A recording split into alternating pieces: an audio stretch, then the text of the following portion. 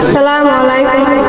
সম্মানীয় আজিৰ সভাৰ সভাপতি মহোদয়, আমাৰ এইখন বিদ্যালয় অধ্যক্ষ মহোদয়, ছাৰ বাইদেউ সকলো আজিৰ সভাত উপস্থিত অভিভাৱিকাসকল, লগতে সন্মুখত বহি থকা বন্ধু বান্ধৱী আৰু মোৰ মৰমৰ ভাইটি ভণ্টিসকল, মই মোৰ ভাষণৰ আৰম্ভণিতে মোৰ শ্ৰোতা শিক্ষক শিক্ষয়িত্ৰীসকল, লগতে বিষয়ৰ প্ৰতিগৰাকী শিক্ষক শিক্ষয়িত্ৰীক ধন্যবাদ জনাইছোঁ যে তেওঁলোকে আমাক সদায় পথ প্ৰদৰ্শন কৰি সকলো শিক্ষা নৈতিক মূল্যবোধ আৰু অনুশাসন প্ৰদান কৰিছে।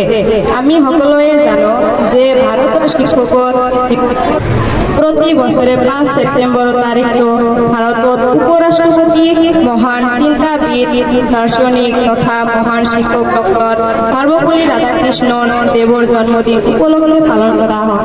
তেওঁ ৰাষ্ট্ৰপতি হৈ থকা অৱস্থাত ছাত্ৰৰ এটা গোট তেওঁৰ জন্মদিন উদযাপন কৰাৰ বাবে তেওঁৰ অনুমতি বিচাৰিছিল। তেতিয়া তেওঁ কৈছিল যে মোৰ জন্মদিনটো বেলেগতকৈ পতাতকৈ শিক্ষক দিৱস ৰূপে পালন কৰিলে মই গৌৰৱান্বিত হম। তেতিয়াৰে পৰা এই 5 ছেপ্টেম্বৰটো দিনটো শিক্ষক দিৱস ৰূপে পালন কৰি অহা হৈছে। 1962 চনত 5 ছেপ্টেম্বৰ তাৰিখটো ভাৰতত প্ৰথম শিক্ষক দিৱস পালন কৰা হৈছিল। এই দিনটো শিক্ষকসকলৰ বাবে তেওঁলোকৰ জীৱনৰ আটাইতকৈ বিশেষ দিন। এই দিনটো ল'ৰা ছোৱালীৰ বাবেও শিক্ষকসকলৰ সন্মানৰ চিহ্নৰূপে ব্যৱহাৰ দিয়ে। শিক্ষকসকলে এজন ব্যক্তি এখন সমাজ আৰু দেশৰ ভৱিষ্যত গঢ় দিয়াত গুৰুত্বপূৰ্ণ ভূমিকা পালন কৰে। শিক্ষকসকল মোমবাতিৰ লগত তুলনা কৰিছে, কাৰণ যিয়ে নিজে জ্বলি আনক পোহৰ দিয়ে।